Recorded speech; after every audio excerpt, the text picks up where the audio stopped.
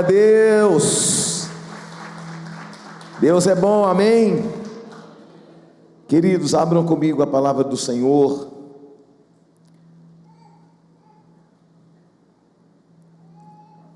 Evangelho segundo escreveu Marcos, no capítulo 4, o versículo é o 35. E depois que você encontrar, eu te peço, fique em pé em reverência a essa palavra. Eu prometo que eu vou ficar em pé durante todo o culto e você vai ficar assentado. Eu prometo para você, amém? Em nome de Jesus. Quem encontrou Marcos 4:35, diga glória a Deus.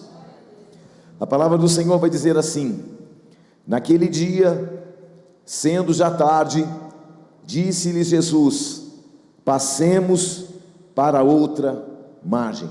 Diga comigo, Jesus disse: passemos para outra margem.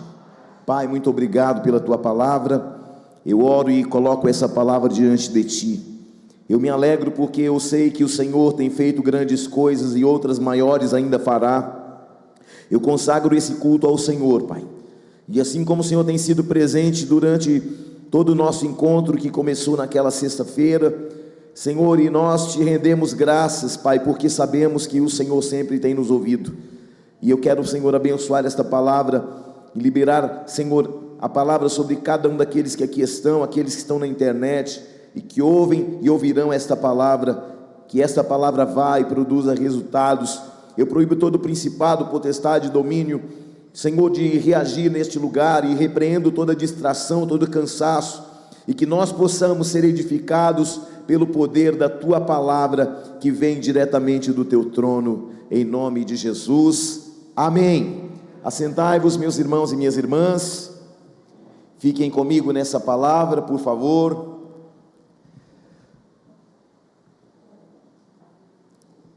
Haviam muitas pessoas ao lado de Jesus, e ele vai dar uma ordem muito direta, e a ordem do Senhor é que eles passassem para outra margem. Eu vou ler mais uma vez. Vendo muita gente ao seu redor, ordenou que passassem para outra margem. Amados, esse dia era um dia de muitas atividades ali naquele lugar. Jesus estava em Cafarnaum e aquele era um culto atípico, um culto sobrenatural. Era uma ação diferente neste dia. Aquele culto que Jesus está realizando ali em Cafarnaum. E nesse dia, eu posso provar para você que era um culto diferente. Já houveram muitas reuniões, muitos ensinamentos do Senhor Jesus. Haviam momentos em que as pessoas se reuniam para adorá-lo, mas nesse culto diferente, era um dia de manifestações.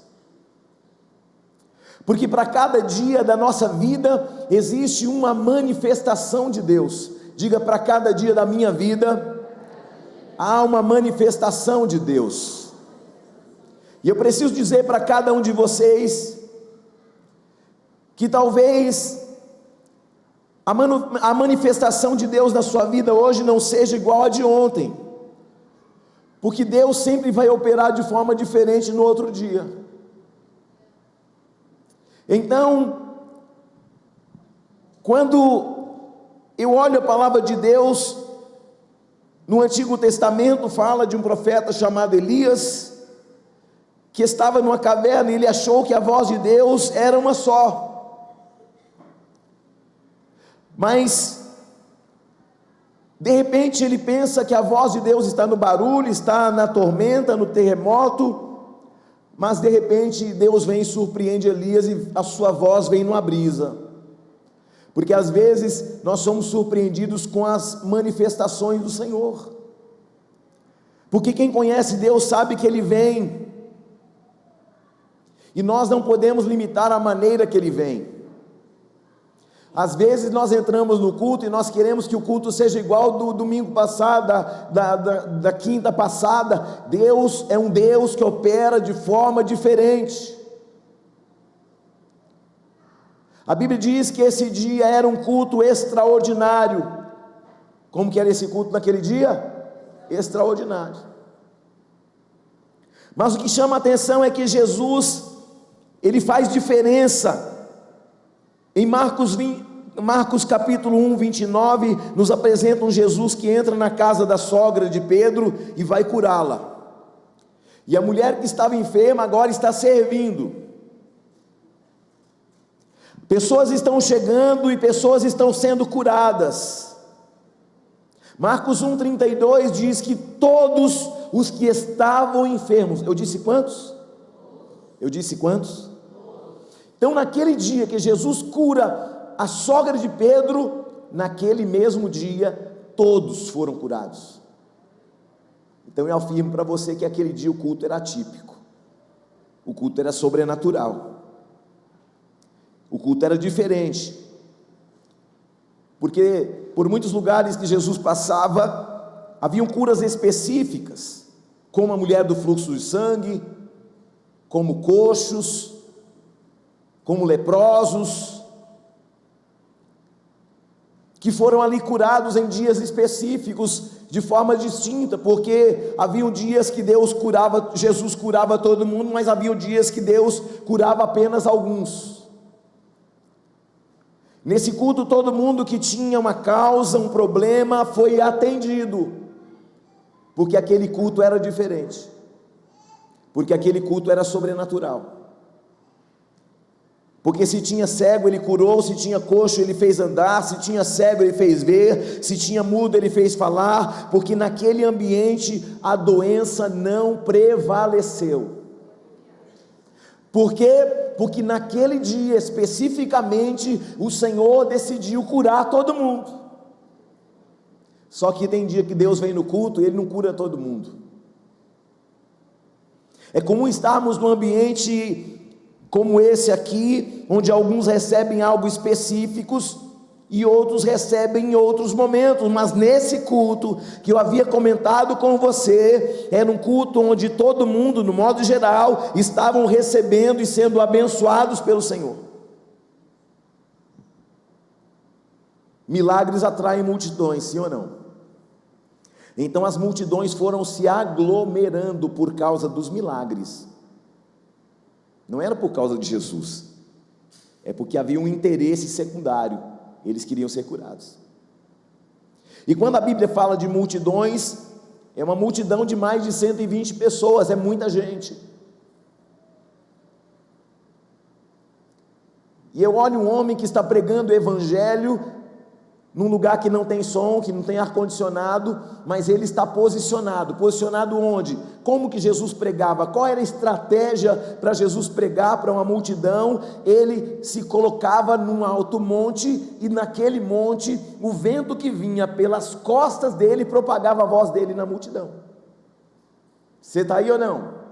Por quê? Porque a intenção de Jesus é alcançar, que a sua voz alcance todos. E nesta noite o Senhor está em busca de alguém para que Ele possa alcançar, seja na internet, seja aqui no templo. O Senhor está aqui para manifestar os seus sinais. Tinha muita gente, diga comigo, muita gente. Fale mais forte, mais alto, muita gente. Então naquele dia especificamente, todo mundo que estava no culto viveu uma experiência diferente. É um momento de milagre, é um momento de resposta, e obviamente quem é que não entra precisando de um milagre, que não tem uma expectativa de um milagre, é ou não é verdade? Quem é que entra num culto que tem uma enfermidade e não deseja ser curado, é ou não é verdade? Todos desejamos, há uma expectativa no coração das pessoas, porque Jesus entende, queridos, que existe algo que é maior do que o milagre, e eu e você precisamos entender que num culto há algo melhor e maior do que o milagre, há a presença dele. Glória a Deus. Então as multidões iam chegando, mas Jesus inicia um processo, e nesse processo Jesus inicia um processo chamado prova. Ele vai provar quem está ali do lado dele. A epígrafe do texto vai dizer que Jesus põe à prova quem quer segui-lo. Jesus coloca à prova verdadeiramente aquele que está ali para seguir. Porque Jesus entende que muitos estão aqui, mas muitos estão aqui, ou muitos estão ouvindo essa palavra, não pela presença de Jesus, mas pelo que Ele pode fazer. Que Ele pode fazer tudo que Ele quiser. Se Ele der uma ordem hoje, a respeito de uma causa, de um problema, de uma situação, de uma impossibilidade, você pode ter uma certeza, se Ele der uma ordem, esta ordem vai ser cumprida de imediato. Mas nesta noite, especificamente, Ele está aqui para provar aqueles que verdadeiramente querem segui-lo. A Bíblia vai dizer que Jesus chama os discípulos e os coloca à prova, dizendo: eu vou dar uma ordem para vocês, e a ordem é: atravessemos para outra margem. Qual era a ordem? Atravessemos para outra margem. O que foi a ordem de Jesus? Atravessemos para outra margem. E o que o Senhor está falando comigo e com você nessa noite é: atravessemos para a outra margem. Por quê? Porque o Senhor está aqui onde alguém vai receber um milagre, mas Ele também está aqui e Ele está colocando à prova quem verdadeiramente quer segui-lo. Porque tem uma diferença entre um discípulo e uma multidão. Então Jesus está chamando gente que no mesmo nível se alegra em estar quando vem a cura, e no mesmo nível se alegra em obedecer uma ordem. Que a gente fica muito alegrinho quando a gente tem um milagre, mas quando o Senhor fala assim, vai lá e faz, aí você fala, Senhor, não é com o outro do meu lado? É ou não é verdade? Porque a gente acha que o milagre é para nós, mas quando Ele nos coloca à prova, a gente pensa assim, é o outro. Ou pior, a gente fala assim, é o diabo. É ou não é verdade?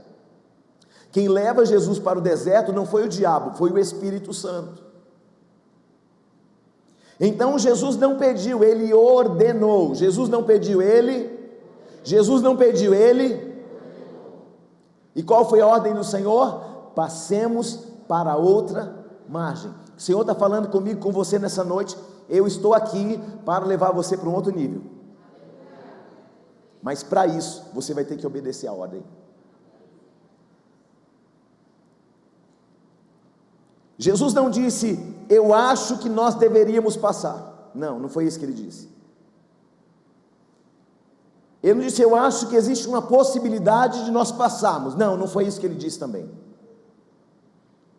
Mas Jesus, quando Ele chega, Ele diz assim, chegou a hora de passar para o outro lado. Então o Senhor está aqui nessa noite e falando para alguém especificamente, olha, chegou a hora de você parar de viver segundo a tua vontade, e você vai começar a viver segundo a minha ordem. A minha ordem para você é, você vai sair do nível que você está, e eu vou te transicionar para um outro nível, mas para isso você precisa obedecer a minha voz.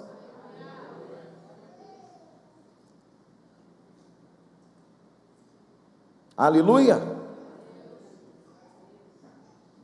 Mas apóstolo, eu estou enfermo, eu quero que Jesus faça alguma coisa.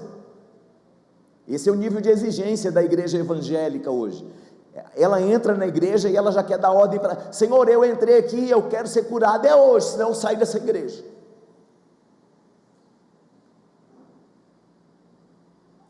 Tem pessoas que têm um nível de exigência no qual a teologia da prosperidade trouxe um Deus garçom, um Deus supermercado, um Deus farmacêutico. Deus é muito mais que isso.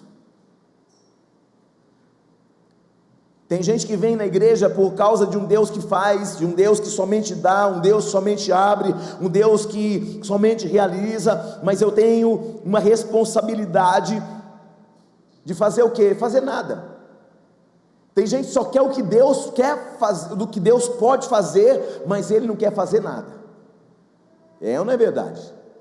Olha, eu gosto de ir no culto, mas se me chamar para trabalhar um dia no culto, eu é que não vou. Só que Jesus está aqui nessa noite e está dizendo aos exigentes: eu já fiz.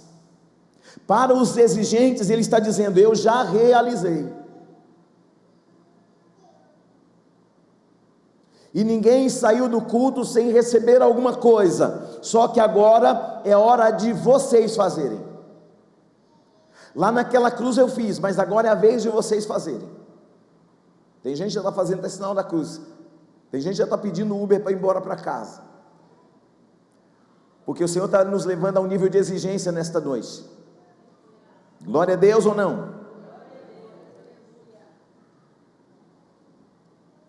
Ninguém saiu daquele culto sem receber, então chegou a hora de vocês fazerem. Amados, tem muita gente colocando expectativa somente no que o outro tem que fazer. É gente que chega na igreja e fala assim: a igreja tem que fazer, viu?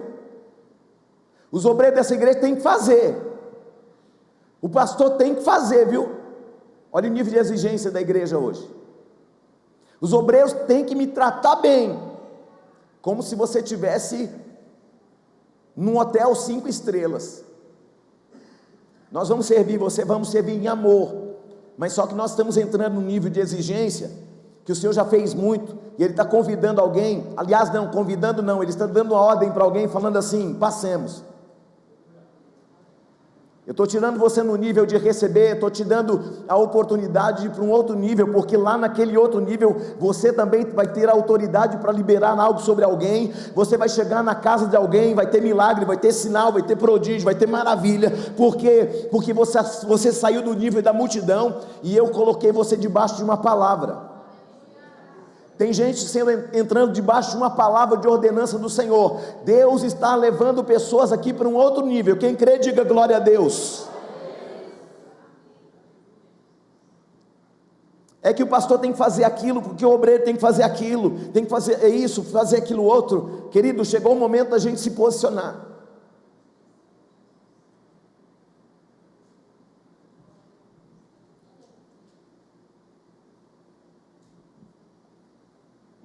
Porque tem muita gente exigindo muito, mas esse nível de exigência de alguém que quer muito também precisa dar muito. Só que a Bíblia nos mostra que geralmente quem exige muito não entrega nada. Você pode perceber, gente que exige muito de você entrega muito pouco. É ou não é verdade?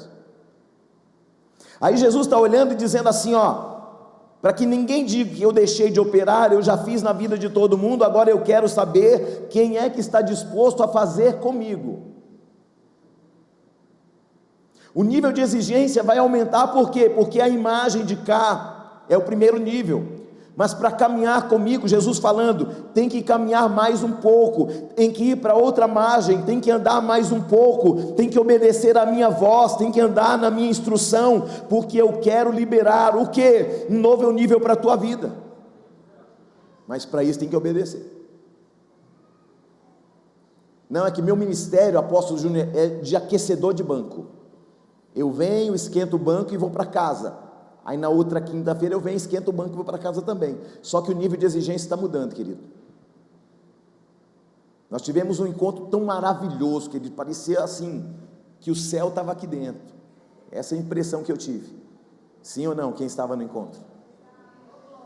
Só que é o seguinte, a gente recebeu muito, mas o Senhor está nos colocando no outro nível. Agora eu vou fazer através de você.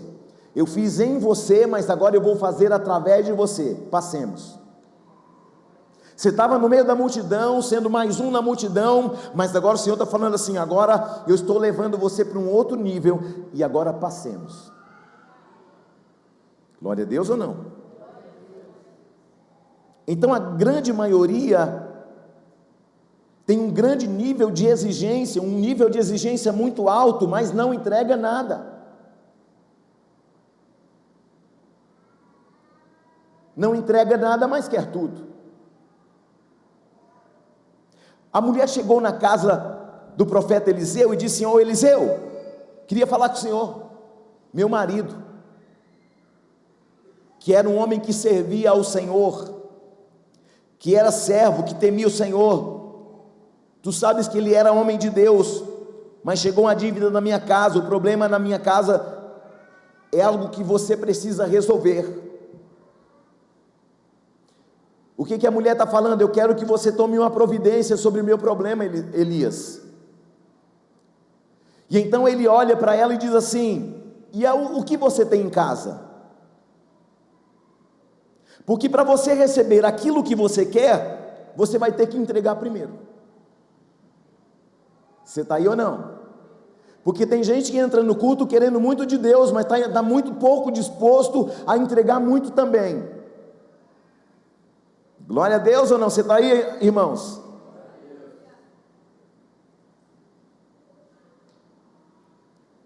Alguém que entregou tudo, que entregou a própria vida, querido, está falando para você assim: cada um tome sua cruz e siga-me. Sabe, irmãos, nós estamos querendo muito de Deus, entregando pouco. Às vezes nós estamos querendo tudo de Deus e não estamos entregando absolutamente nada. Já fiz minha parte, já fui no culto. Só que o culto é bom para você. Você percebe, você chegou aqui, estava ar-condicionado ligado, tudo limpinho, banheiro limpinho, tudo organizado. Por quê? Porque alguém chegou primeiro.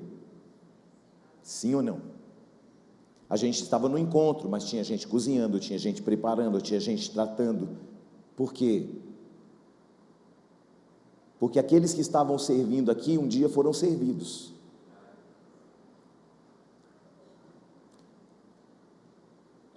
Tem gente que entra no culto e está dizendo para Deus: Deus, quero que o Senhor resolve, eu quero que o Senhor faça.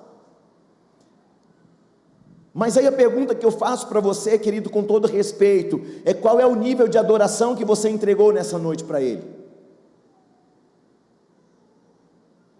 Não vamos muito longe, hoje aqui no culto, tem gente que passou o culto inteiro com a boca fechada, pensando nos seus problemas lá fora, pensando na vida, e quer agora que Jesus desça na mensagem e faça, que abra e fala assim: ó, abre a mão que eu vou dar para você. Ele pode dar? Pode. Ele tem poder para dar? Tá. Ele tem poder para abrir? Ele tem. Mas hoje ele está falando para você assim: ó, hoje eu estou entrando aqui nessa casa para levar você para um outro nível.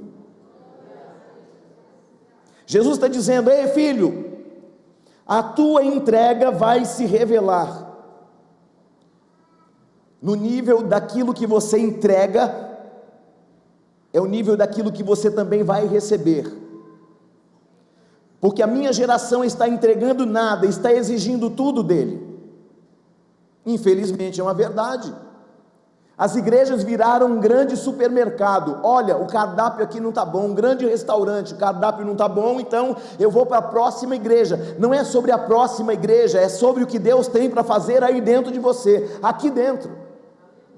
Porque não adianta a gente ficar pulando de igreja em igreja, escondendo suas deformidades. Deus quer tratar você por dentro. Por quê? Porque Ele quer transformar você numa igreja, e depois de transformar você numa igreja, Ele quer transformar você num discípulo, e depois de transformar num discípulo, Ele vai falar para você assim: agora vai e prega o evangelho até os confins da terra, em Jerusalém, em Judeia, em Samaria e nos confins da terra, porque eu já fiz algo que ninguém poderia fazer. Eu já morri no teu lugar, eu já liberei o meu Espírito sobre a tua vida, mas agora eu estou dizendo para você: passemos.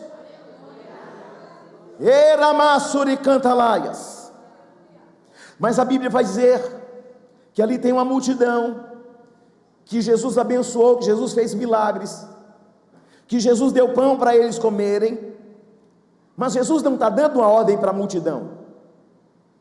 Ele está dando ordem para pessoas específicas. E nesta noite o Senhor está falando assim: eu estou dando uma ordem para pessoas específicas nesta noite, porque eu tenho um plano maior do que eles possam pensar, eu tenho um propósito maior do que eles sonharam, maior do que eles imaginaram, porque hoje eu estou levando você para um outro nível, um nível de exigência lá do papai. E porque quando eu entro no nível da exigência de papai, eu entendo que o meu chamado é mais importante do que a minha própria vida. Você pode notar gente que acha defeito em tudo, acha defeito em toda a igreja, que está insatisfeito sempre, é alguém que não está disposto a entregar absolutamente nada. Fala, Deus. Obrigado pelo seu amém tão empolgado. Fala alguma coisa, crente. Oh, Jesus, eles chegaram na igreja, no culto. Aleluia. Pensei que... Cadê a multidão? Porque a Bíblia diz que só os discípulos entraram no barco. Quantos entraram no barco? Só os discípulos.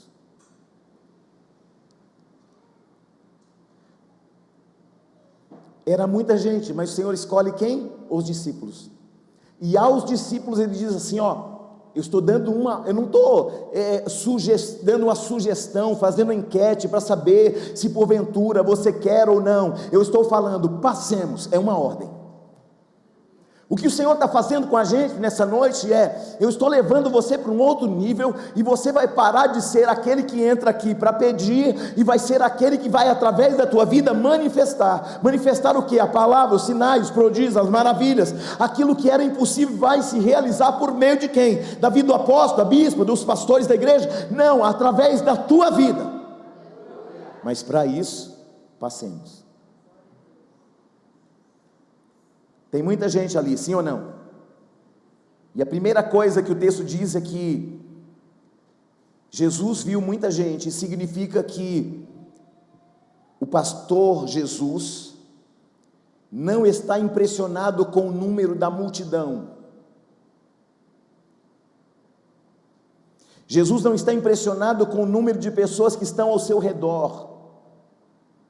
Número de pessoas significa resultado de um trabalho, mas Jesus fez um trabalho de cura, e as pessoas foram chegando. E se eu disser para você que Jesus não está preocupado com resultados humanos, porque tudo que Jesus faz, querido, ele está pensando, na eternidade. E se eu disser para você que Jesus não está preocupado com o número de pessoas, eu quero dizer para você que números não impressionam a Ele. Levanta a mão, querido, e diga assim: Senhor, eu estou aqui, e se o Senhor quiser, se o Senhor mandar, se o Senhor ordenar, então eu vou passar do nível que eu estou para o nível da tua exigência. Amém? Porque alguém vir aqui aceitar Jesus como único, suficiente, exclusivo, Salvador é uma coisa, mas alguém disposto a entregar a vida por amor a Ele é outra coisa diferente.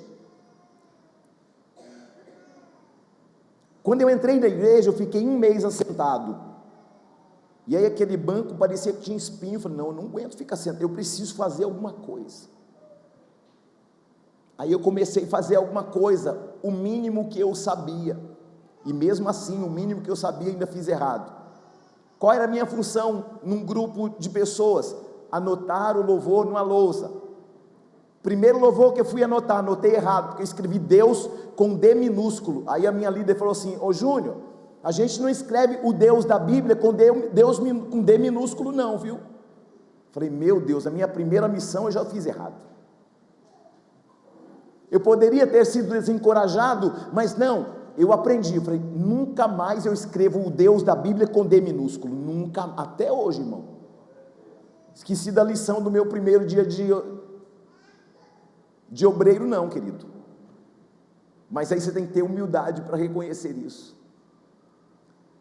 Uma das coisas que mais me impressionaram na igreja quando eu entrei é que depois eu recebi uma outra missão muito especial na igreja. Júnior, agora você já está no outro nível, você já está mais perto, você já está mais maduro, agora eu vou te dar uma outra missão. Qual que é? Aí a minha líder disse assim: a partir de agora você vai entrar na equipe de limpeza de banheiro.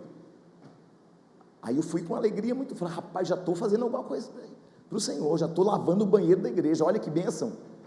E tudo isso me alegrava muito, porque eu entendia que de onde o Senhor tinha me tirado, eu não era digno nem de lavar o banheiro. Falei, eu já estou no outro nível, já estou lavando o banheiro da igreja, olha que bênção.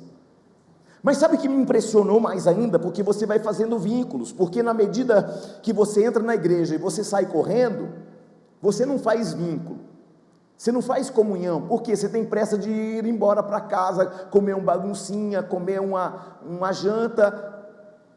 mas a comunhão, ela nos fortalece. Igreja é um lugar de comunhão, de koinonia. E aí, eu fui conhecendo as pessoas da igreja, fui conhecendo a minha equipe, aí conheci a equipe, aí você vai fazendo amizade.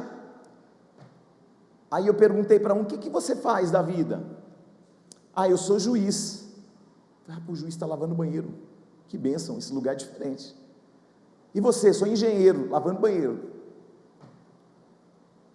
E você? Trabalha em empresa aérea, lavando banheiro.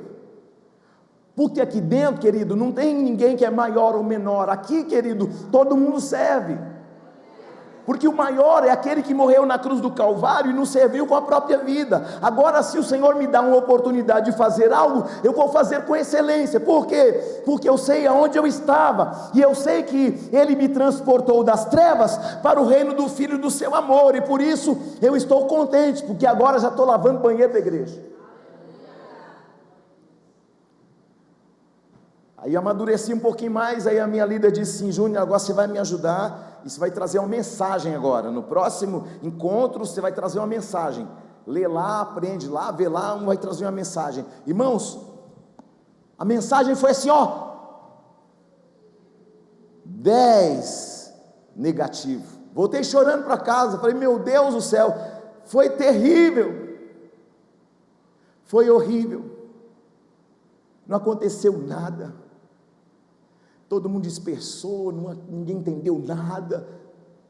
Eu falei: Deus, o Senhor falou que um dia esse pastor, não estou sabendo nem pregar. Aí o que eu fiz? Já sei, já que eu não sei pregar, vou pregar no meu quarto, para mim mesmo. Aí eu morava numa república, e aí o que acontecia? Tinham outros moços que moravam nos outros quartos, eles chegavam do aeroporto, aí tá eu lá: Jesus cura, Jesus salva, Jesus batiza, e tá lá eu pregando igual um maluco dentro do quarto. Para quem? Para mim mesmo. Aí eu percebi que meu nível foi mudando, e eu estava pregando aquela palavra para mim mesmo, mas você sabia que eu estava pregando lá no quarto para mim mesmo, mas de repente alguns começaram a ouvir a palavra e começaram a se converter lá no apartamento. Eu só estava treinando, mas de repente alguém já estava aceitando Jesus lá no outro quarto. Ele é maluco, mas rapaz, que palavra boa, né? Primeiro era assim: cara, que cara chato, ele acha que ele é pastor, não sei o quê. Rapaz, que cara chato. Rapaz, é chato, mas não é tanto assim. Rapaz, que mensagem boa, rapaz, que legal. Rapaz, onde é que é a tua igreja mesmo? Eu não fiz para impressionar, eu fiz porque eu precisava aprender. Eu fiz porque eu precisava dar materialidade àquilo que o Senhor já tinha falado. Se Ele falou: você vai ser pastor, então eu tenho que me preparar para isso. Eu comecei a estudar, eu comecei a buscar, eu comecei a mergulhar em Deus, eu comecei a orar muito, eu comecei a jejuar muito, e eu comecei a ter experiências incríveis com o Senhor, porque eu decidi sair do ambiente da multidão, e eu decidi: Deus, eu preciso fazer alguma coisa, eu preciso me posicionar de alguma maneira, eu não posso ficar onde estou, porque o que o Senhor fez pela minha vida é incrível. Aí eu comecei a tirar drogado do meio da rua, e aí eu comecei a evangelizar na rua, eu comecei a pregar para os mendigos na rua. Um dia eu fui colocado de banco, porque eu estava falando com uma prostituta, e aí alguém viu e falou assim: o Júnior está trocando ideia com prostituta, ele está saindo com prostituta. Aí a minha líder me colocou de banco e não me disse por quê. Aí eu fiquei de banco, e um dia eu falei: irmã, mas eu queria entender por que eu estou de banco, porque se eu não souber por que eu estou de banco, como é que eu vou me consertar? Não, Júnior, é porque chegou aqui a nós, que você está, né, no lugar lá com as prostitutas. Como é que é? Falei: irmã, a mulher que eu estava conversando no dia, a senhora sabia que ela está na igreja agora? Vamos lá que eu vou apresentar ela para a senhora. A mulher saiu da prostituição e estava lá. Quem eu era na fila do pão? Só o Júnior. Mas um desejo ardente de levar o evangelho àqueles que precisavam, levar luz àqueles que estavam em trevas. Então eu decidi, como o Senhor está levantando alguém para decidir diferente hoje. Jesus disse: vamos para outra margem. Será que não teve ninguém que pensou, falou assim: mas se Jesus for para o barco, vai diminuir a multidão. Aprenda uma coisa: se mover não significa que você está avançando. Porque tem gente que está parado, mas está avançando, e tem gente que está andando, mas está retrocedendo. Então, Jesus dá uma ordem: vamos atravessar para o outro lado. Será que Jesus não sabe que alguém vai ficar na margem de cá? Ainda que custe a multidão, Jesus não está preocupado com a multidão, porque o que ele tinha que fazer na multidão, ele já havia feito. Mas agora o negócio dele é levar outros que estão dispostos a ir para um outro nível, para andar no barco com ele, porque lá no barco a coisa vai ir para um outro nível, querido. Você está aí ou não? E qual foi a primeira coisa que Jesus fez? Ele entra no barco. A primeira coisa que Jesus identifica em alguém que é discípulo dele é que esse discípulo está decidido a obedecer ordem. Porque Jesus disse: entrem no barco. Ele não fez enquete para saber se eu acho que vocês deveriam entrar ou não. Jesus não trabalha com enquete, Jesus não trabalha com será, Jesus não trabalha com talvez. A direção dele para a tua vida nesta noite é: vai para outra margem. Para alguém nessa noite, o Senhor está falando assim: eu estou dando uma ordem para você sair do nível que você estava. Jesus não está brincando de dar direção para a gente nessa noite, porque a direção do Senhor é uma só. A palavra dele é: vai para outra margem, e ponto. Jesus sabia que teria uma tempestade no meio do caminho daquela navegação, sim ou não?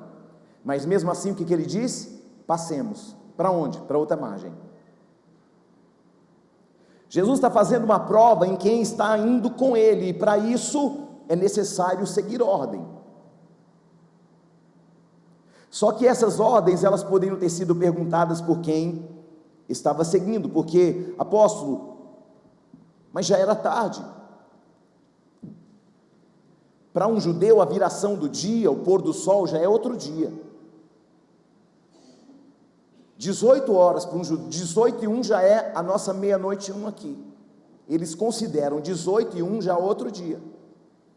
Então já era tarde. Isso equivale a eu chegar na sua casa ou ligar para você e falar assim: irmão, você trabalhou o dia inteiro? Trabalhei, apóstolo, estou super cansado. Vamos atravessar o rio Cuiabá, porque do outro lado tem gente que está precisando de ouvir uma palavra? Vamos? Não, é que é o seguinte, eu tenho que acordar 5 horas, porque isso, porque aquilo outro, e aí a gente tem um nível de desculpa, e o Senhor está falando assim: eu não estou procurando gente com alto nível de desculpa, eu estou procurando gente com alto nível de obediência. Passemos. Para muitos de nós, o Senhor entenderá que você é um discípulo quando alguém não disser que o tempo é um problema. É por causa da hora, não tem jeito, não tem como, eu tenho que acordar cedo, não importa. Eu estava tratando uma família aqui um dia, e nossa Santa Ceia era domingo de manhã. Aí teve uma treta numa casa, num casamento, e aí me ligaram: apóstolo, se eu não vir aqui, o negócio está feio. Cheguei lá, era umas 8:30 da noite, mais ou menos.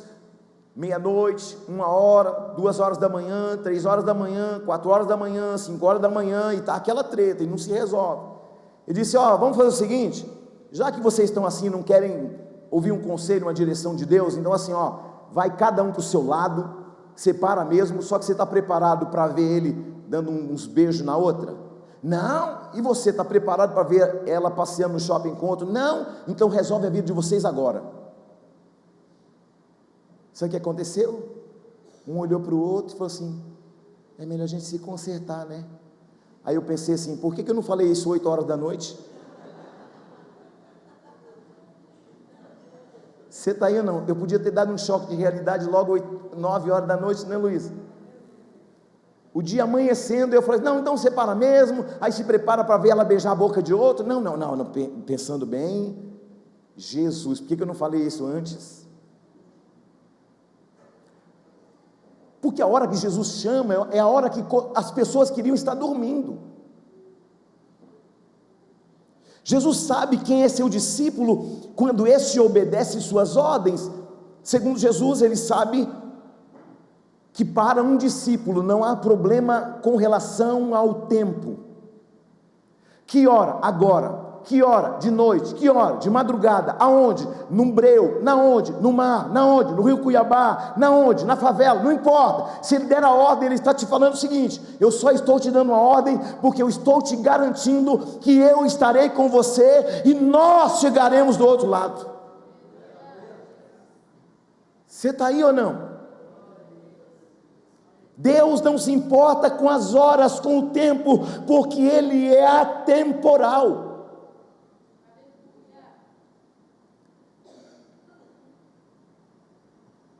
Então o tempo para um discípulo nunca será um problema, porque enquanto muitos o tempo já passou, Jesus está falando: eu só estou começando a obra na tua vida, não importa o tempo que passou, não importa a idade que tenha, eu estou dizendo, debaixo da minha ordem, independente do tempo que tenha passado, independente dos equívocos e erros que você tenha cometido no teu passado, eu estou te chamando nesta noite e te dando uma ordem: passemos, independente da hora, do tempo, da circunstância. Passemos. Sabe qual o meu maior arrependimento? Não ter ido para Jesus antes. Tinha dado menos cabeçada, tinha errado menos. O problema é que a gente fica dando desculpas do tempo. Não, porque agora tem que estudar. Não, porque agora tem que fazer isso. Não, porque agora tem que casar. Não, porque agora tem filho. Não, porque agora tem faculdade. Não, porque agora... Irmão, em nome de Jesus, esta noite você vai parar de dar essas desculpas esfarrapadas e vai entender a voz do Senhor que diz para você nesta noite: passemos.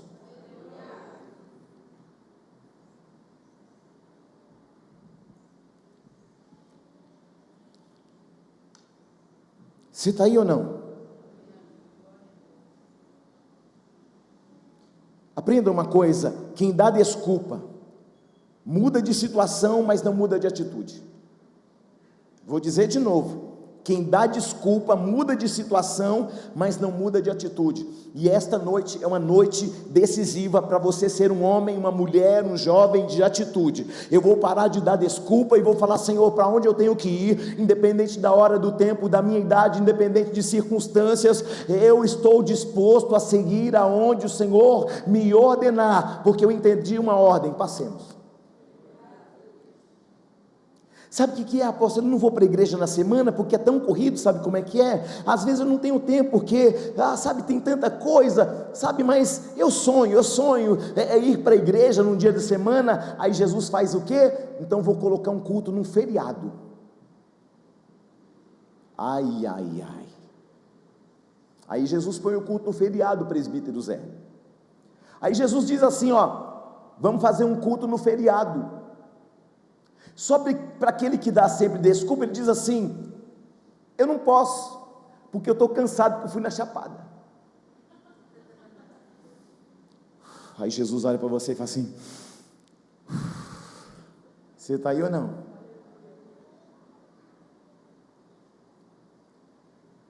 E aí você tem que começar a olhar e falar para você mesmo: não, eu não vou na semana, apóstolo Júnior, é porque eu não me esforço mesmo, é porque eu não priorizo mesmo, é por isso que eu não vou. Por que eu também estou cansado e eu venho no culto?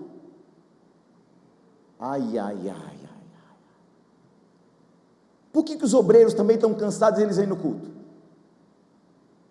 Ei, preste bem atenção no que eu vou falar para você. Nosso tempo de dar desculpa terminou. Passemos. O Senhor quer nos levar para um outro nível, mas para isso nós precisamos ouvir a voz dEle, entender que independente do tempo, nós precisamos fazer alguma coisa. Tem gente que chega num culto como esse, com ar-condicionado, o carro está lá, vem no ar-condicionado no 3, na cara, ventilado, e aí ele chega aqui e fala assim, num domingo como esse: ufa, que cansaço, quase que eu não vim. Miserável. Você está aí ou não? Fala, Jeová.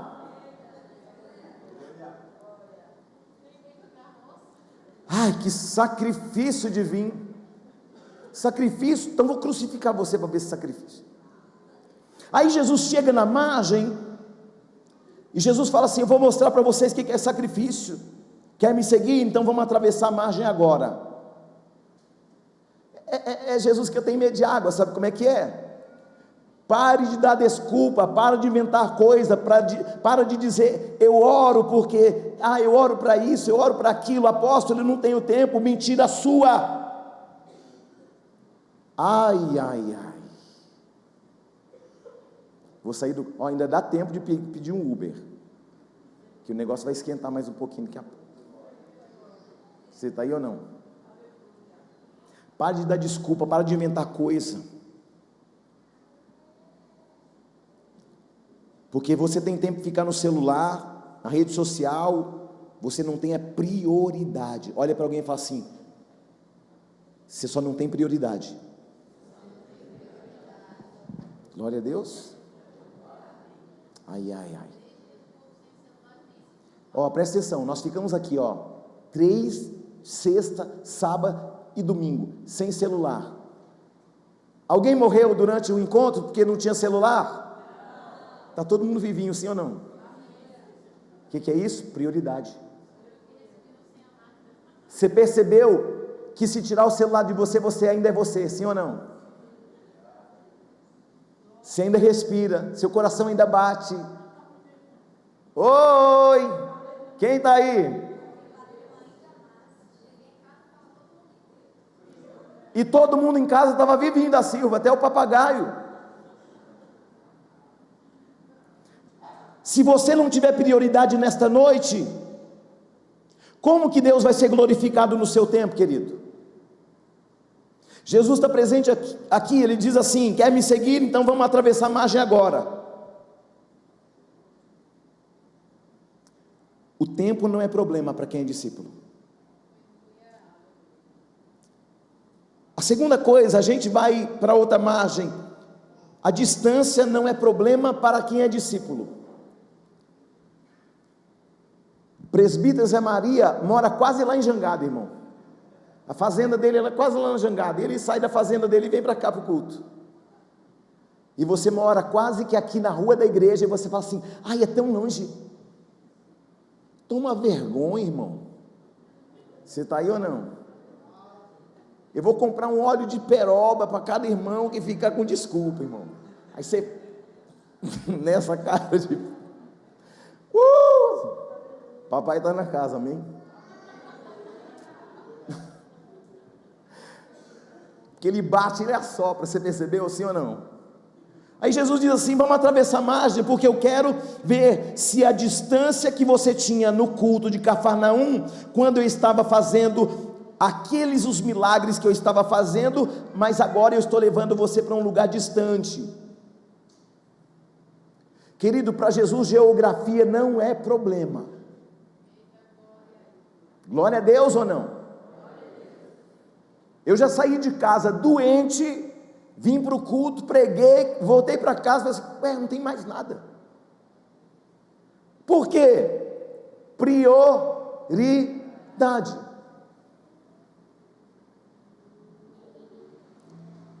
A geografia não pode ser problema, porque Deus é o Deus dos montes, mas Ele também é Deus do vale, Deus também é o Deus da praia, mas Deus também é Deus do alto mar. Então segue a geografia conforme Ele manda. Se Ele está no controle do barco, não é você que escolhe para onde vai, o que deve fazer. Tem hora que você vai estar no monte, tem hora que você vai estar no vale, tem hora que você vai estar em cima ali do barco, tem hora que você vai estar embaixo, tem hora que você vai estar em cima, tem hora que você vai ter tudo, tem hora que você não vai ter nada. Mas, ou seja, quando a coisa apertar, querido, entenda uma coisa: o Senhor vai estar com você.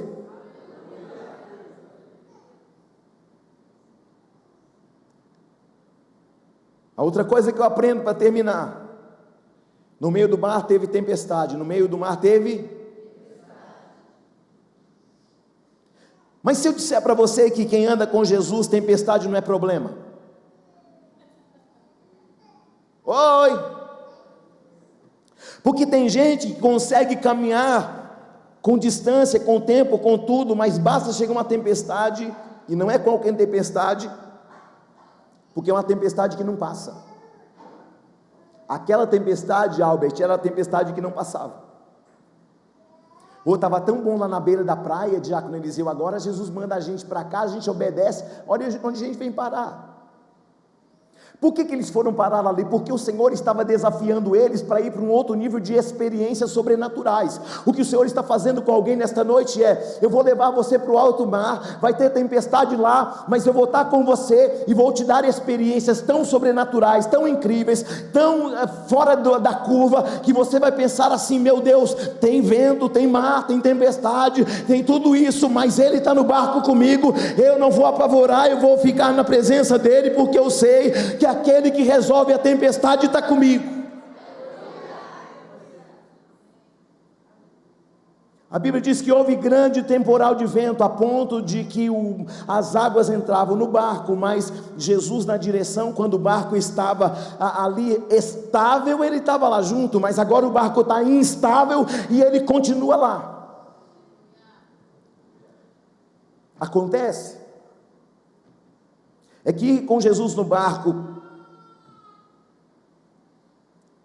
que está indo de um lado para o outro, Jesus põe à prova quem quer segui-lo.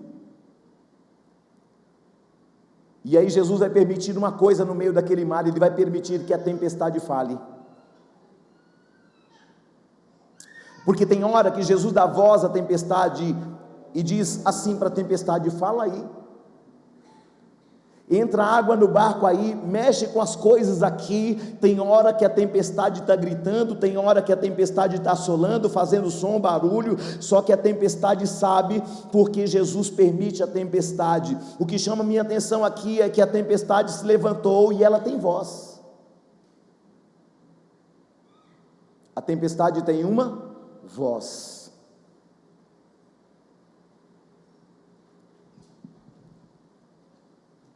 Jesus vai mostrar que com tempestade ou sem tempestade, o propósito vai ser cumprido. Porque Ele garantiu o quê? Que você chegaria do outro lado. Agora, no meio do caminho existem surpresas que você não planejou, que você não esperou. Mas mesmo diante das surpresas da vida, se Ele estiver lá, querido, não importa as vozes da tempestade. É que eu pensei tudo diferente. Pois é, Jesus também. Ah, mas nada disso estava no meu calendário. É que eu achava, é que isso, querido, preste atenção. Depois que você aceitou Jesus, você não determina mais a sua vida. Você está aí? Eu já caminho para terminar. Além da tempestade, em último lugar, ainda tem que olhar e ver Jesus dormindo no meio da tempestade. Porque para discípulos, o sono de Jesus não é problema. Sabe aquela hora que você fica assim: Jesus fala comigo, Jesus não fala? Rapaz, parece que Jesus está dormindo. Parece que o céu está de chumbo. Parece que não acontece nada, é ou não é verdade? Eu vou abrir um parêntese aqui. Os discípulos estão inquietos na tempestade, mas Jesus está dormindo na tempestade. Vou dizer de novo: os discípulos estavam inquietos na tempestade, mas na tempestade Jesus dorme. Há um mistério de Deus aí. Mateus 14, no versículo 22, diz que Jesus subiu. E enquanto os discípulos foram para casa dormir, Jesus sobe o monte para orar. Então, Jesus estava orando quando os discípulos estavam dormindo. E Jesus estava dormindo quando os discípulos estavam inquietos. Sabe por que você está muito inquieto? No meio da tempestade? É que na hora que Jesus está chamando você para orar, você está dormindo. Ô igreja! Deixa eu falar uma coisa para você: todos dormindo, Jesus orando; todos inquietos, Jesus dormindo. Se na hora da tempestade nós perdemos nosso sono, significa que nós estamos orando pouco. Outro dia eu estava inquieto, aí eu falei assim: mas eu estou tão inquieto. Aí eu fui olhar para dentro de mim, eu pensei: tem alguma coisa errada. Eu falei: está faltando uma dose da oração. Você está aí ou não? Jesus é insondável, queridos. E eu encerro aqui dizendo o seguinte: Por que tem tempestade? Por que o mar está ali? O mar está ali, está bravio, está com ondas, por quê? Porque existe uma causa para a onda. Eu já morei no litoral 6 anos. O dia que não tinha vento, não tinha onda. Os surfistas falavam assim: não vai dar onda hoje não tem vento. Eu ficava, vento, onda. Quando você pega a Bíblia, você percebe alguns detalhes preciosos. Por quê? Porque no meio da tempestade, ao invés de Jesus dar ordem para o mar, ele dá ordem para o vento. Ele não fala mar aquieta, não, ele fala assim: vento aquieta. Por quê? Porque Jesus vai na origem do problema. Sabe qual é o nosso problema? A gente está gastando muito tempo cuidando daquilo que são as superficialidades. Mas o Senhor está falando para alguém nessa noite: se você estiver no barco, eu vou te ensinar a ir na origem do problema. O problema não é a tempestade, não tem tempestade sem vento. Então o Senhor manda o que? Acalmar o vento. Aquieta vento. Rebassuri que mandar a sóbia. Jesus está ensinando para alguém aqui: quer andar comigo, vai ter tempestade, vai passar a noite inteira comigo, mas eu vou operar na vida de alguém no barco.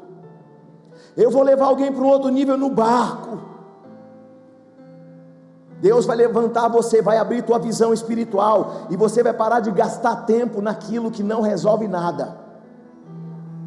Deus vai mostrar a origem do problema para você.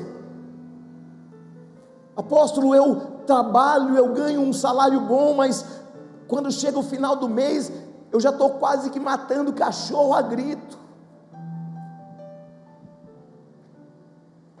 Apóstolo, sabe o que é? Está tudo bem, mas de repente vem um problema na família, vem um problema de enfermidade. Querido, preste atenção: o Senhor vai levantar alguns ventos, algumas tempestades, algumas situações, só para atrair você para um outro nível.